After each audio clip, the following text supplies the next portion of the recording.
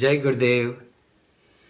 पिछले वीडियो में हमने देखा कि मेंटल एंड इमोशनल डिटॉक्सिफिकेशन क्या होता है और उसको करने के रास्ते कौन कौन से हैं। आज इसी पाथ पे थोड़ा और आगे बढ़ते हैं और समझते हैं और कौन कौन से रास्ते हैं जिससे हम हमारे विचार व भावनाओं में जो कचरा है, नकारात्मकता है, उसे फ्लश कर सके, डिटॉक्स कर सके, शुद्ध कर सके।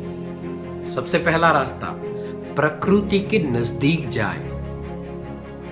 ये भागदौड़ भरे जीवन में, तनाव भरे जीवन में जब भी हमें मौका मिलता है, समय मिलता है, हम घूमने निकल पड़ते हैं। घूमने कहाँ जाते हैं? किसी नेचुरल प्लेस पे, हिल स्टेशन पे, समंदर के किनारे, और कुछ 2-4 दिन वहां रह के जब वापस आते हैं ना, तो एक ताजगी का अनुभव करते हैं।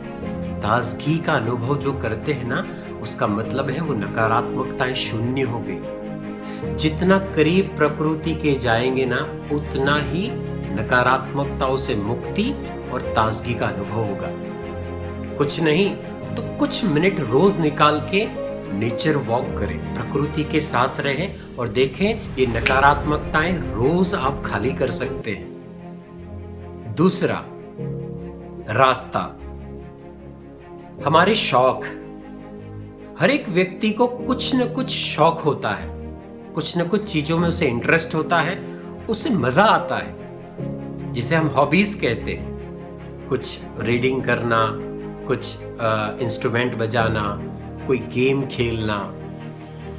ये जो हॉबीज है, ये जो कार्य है ना, हमारे शौक है ना, जब भी उस कार्य को हम करते हैं ना, हमारी ऊर्जा एकदम पिक पे होती है, एकदम उच्च हो जाती है, हम मस्त हो जाते हैं उस पर्टिकुलर एक्ट में। और ये जो उच्चतम ऊर्जा है ना, ये कहीं ना कहीं हमारी नकारात्मकताओं को भस्म कर देती है।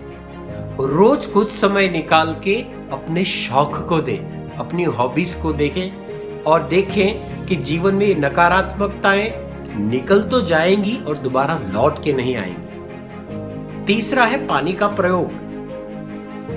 सैकड़ों सालों से हमारे यहाँ रिवाज है कि जब भी कोई रोता है ना, हम उसे पानी का एक गिलास भर के देते हैं।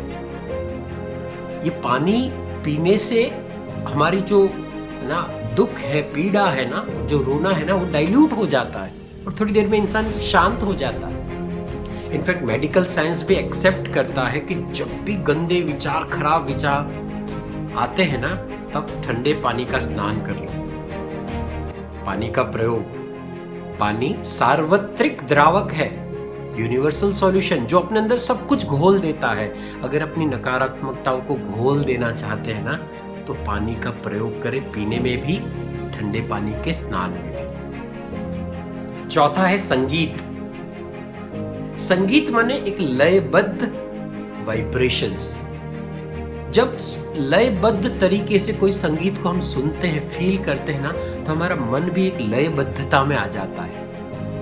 और मन जितना लयबद्धता में है ना, वो नकारात्मकताओं से जल्दी ऊपर उठता है। इंस्ट्रूमेंटल म्यूजिक सुनना, गाने सुनना, गाने गाना इनफैक्ट, या फिर ईश्वर या परमेश्वर के भजन या कीर्तन करना, ये एक बहुत ही शक्तिशाली रास्ता है अपने मन को लयबद्ध करके नकारात्मकताओं से बाहर निकालने का। और पांचवा है ज्ञान। ज्ञान को अपने जीवन में बार बार लेना।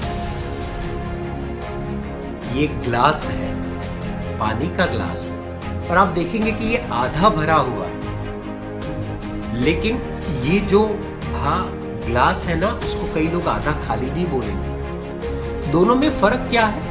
इसे देखने का नजरिया। कुछ आधा भरा कहते हैं, कुछ आधा खाली कहते हैं। ये जो नजरिया है ना, कहीं ना कहीं नॉलेज, ज्ञान से आता है।